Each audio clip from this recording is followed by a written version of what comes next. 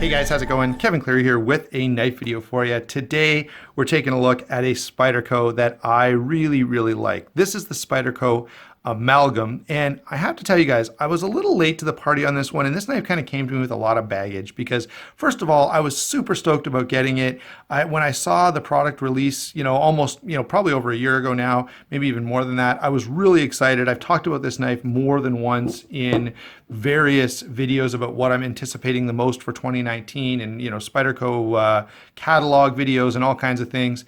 And then when a few people started getting it in hand, the discussion about it wasn't as positive as I'd hoped, and people were kind of like, well, this isn't great, that isn't great, especially the big thing became, I don't like it when the flipper tab hits my finger when I close the knife. And so I didn't jump on it right away when it was available. In fact, I waited a little bit. Finally, White Mountain Knives had it in stock, so I picked one up. And I will say, if you go to White Mountain Knives to get either this or something else, use my discount code for 10% off. I don't know if they have these in stock right now, but they have lots of other good stuff. So check whatever they've got in new and use my discount code to pick that up. Anyway, they got it. I ordered it. And when I finally got it in hand, I was so impressed. I was like, what were those other people thinking, saying that this wasn't a fantastic knife? I think the one that stands out to me the most is probably Slicey Dicey, who actively disliked the knife. And I don't know, maybe he went off his meds that day or something, because this is a fantastic knife. Nick liked the knife a whole lot. I will say Frankie and Bird, they weren't overly stoked about it. They didn't hate it. I will say this though, I think our tastes are diverging a little bit as they move towards smaller and smaller knives. We have less area of agreement, so their recommendation means less and less to me as time goes on.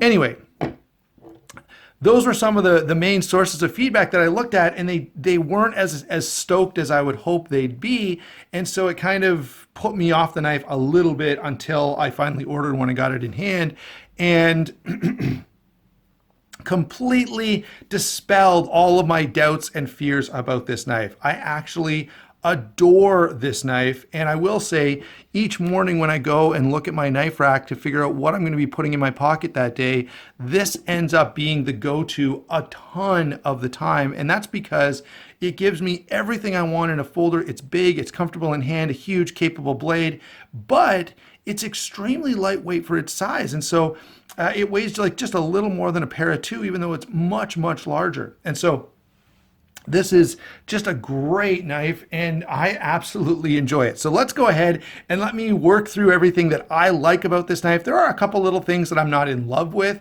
that I would just say are okay instead of great, but there are a lot of things that are really great, starting with size and weight. So this guy is a large knife, okay? 8 7/8 overall, 3 3/4 inches on the blade, 5 1/8 on the handle, over 3.5 inches of grip area, and that doesn't even include this sort of extra flat area back here. So even if you have massive hands, you're going to be fine with this. And then you've got the choil as well. And finally, all of that size comes in at a weight of only 4.3 ounces and is in a fairly slim package. And so because of those numbers, especially the weight and the slimness, this carries like it's not even there. Meanwhile, look at the size of it. It's a huge knife.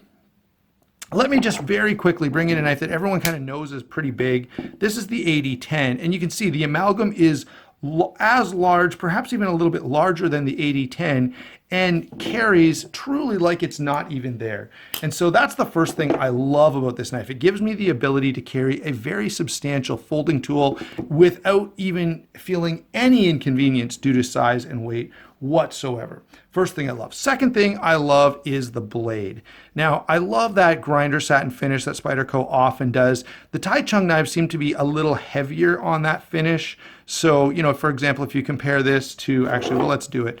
If you compare this to a para 2, you can still see the grind lines, and I do like that on the para 2, but they're definitely finer than the grind lines here. And I believe, if I recall, I don't have the subvert here for direct comparison, but I will have in the not too distant future. The grind lines on the subvert are somewhat similar to this as well.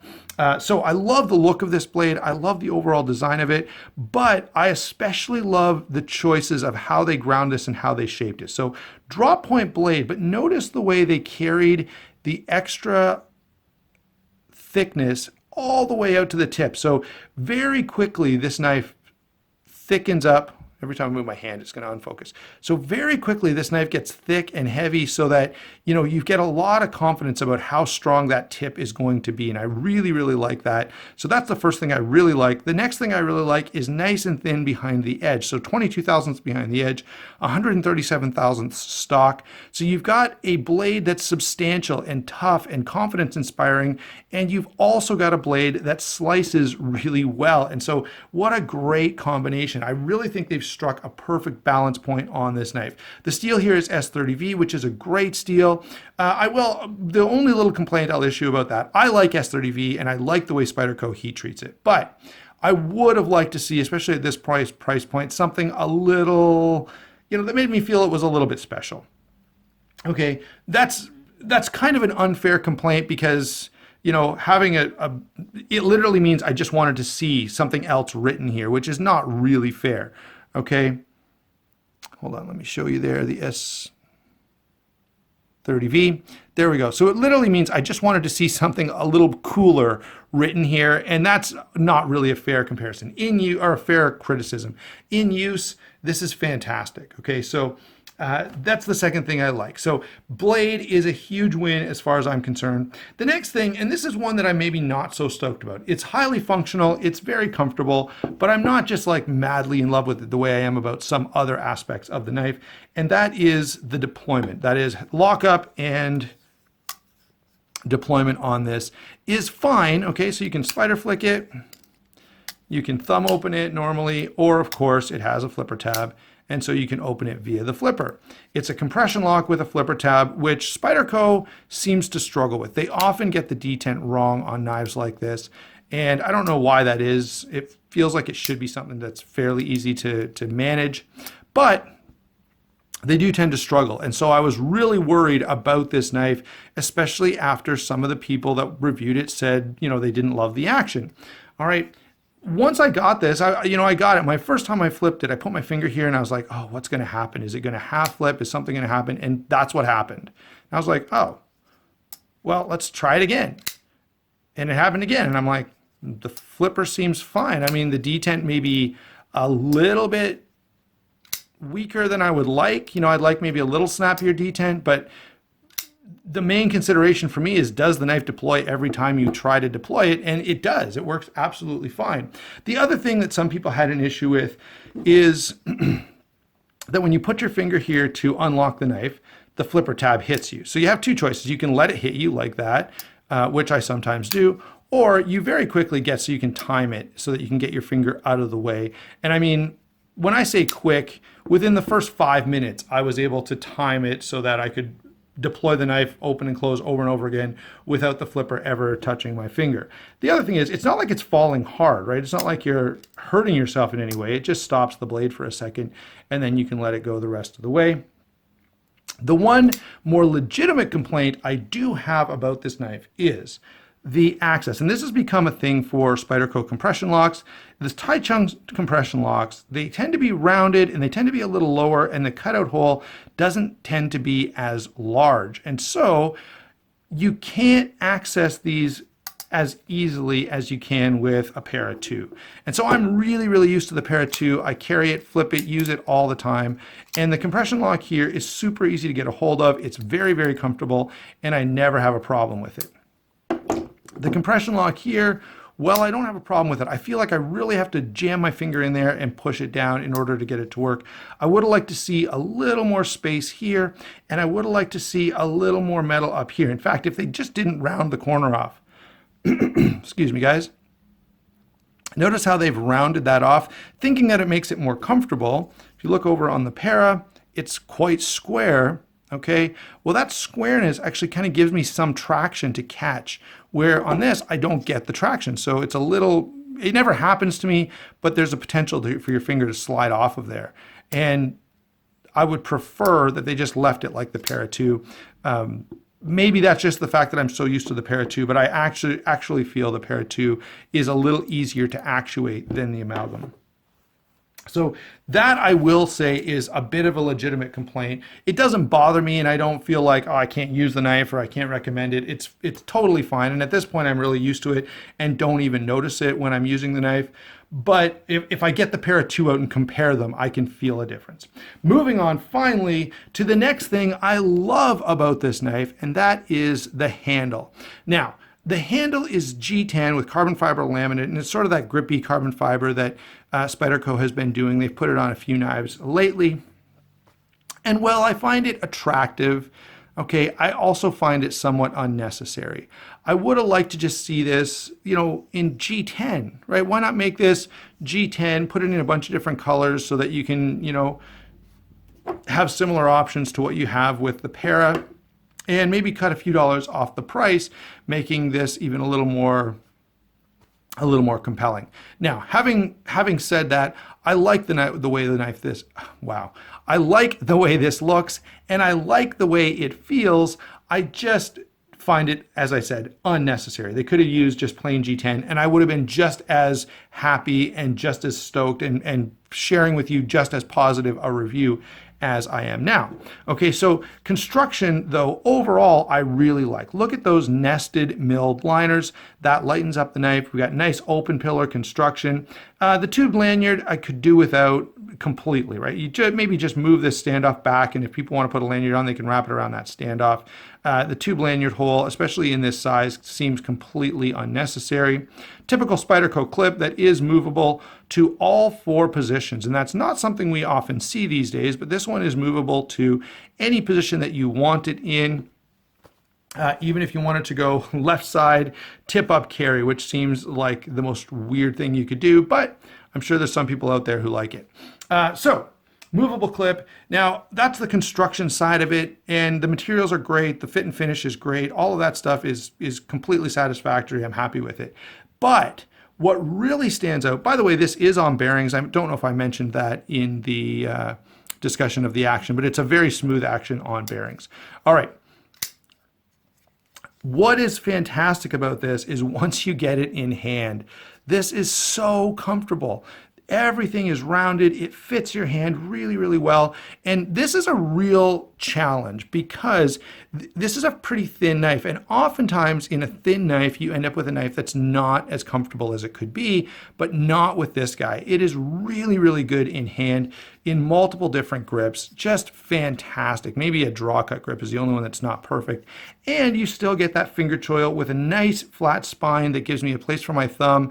It's like Spyderco just made this knife for me. Fantastic, fantastic ergonomics on this knife.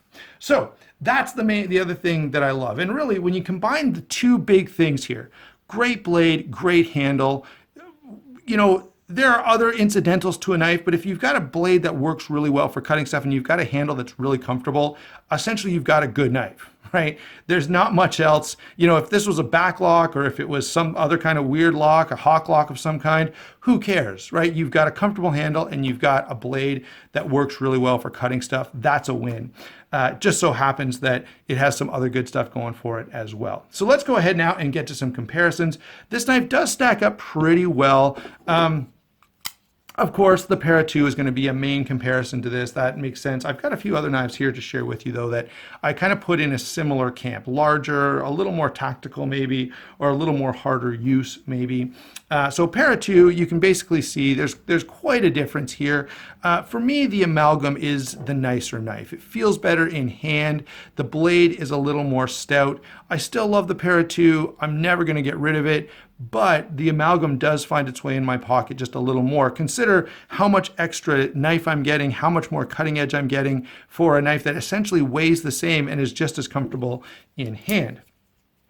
Let's grab another favorite of mine.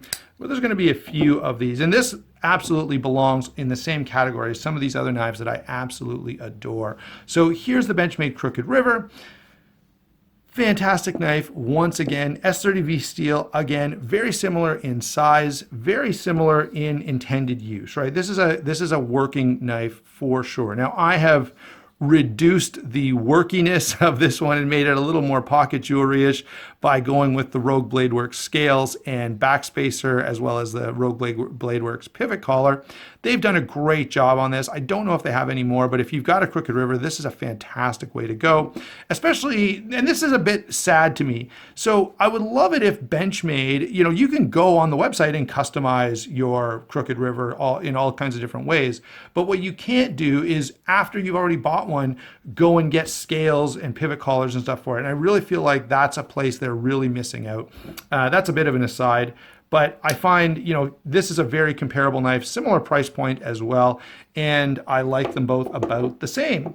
Another knife that's on my short list. Okay, and guys, both of these were knives that I was so stoked about for 2019, and I love both of these knives. Now, they're quite a bit different, and I like them for different reasons, but they do have some things that make them sort of Kevin Cleary knives. Okay, we've got big knife, comfortable in hand, ability to choke up there.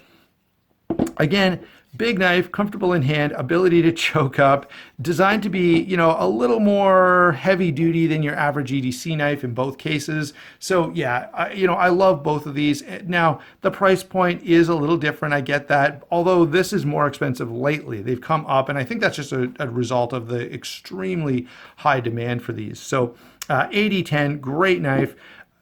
You know, which one would I recommend? Man, I don't know. I will say this one carries a little easier, so probably going to be more appealing for various numbers of people. If you have a little more tolerance for carrying a heavier knife, then go with the 8010. But both are absolutely fantastic.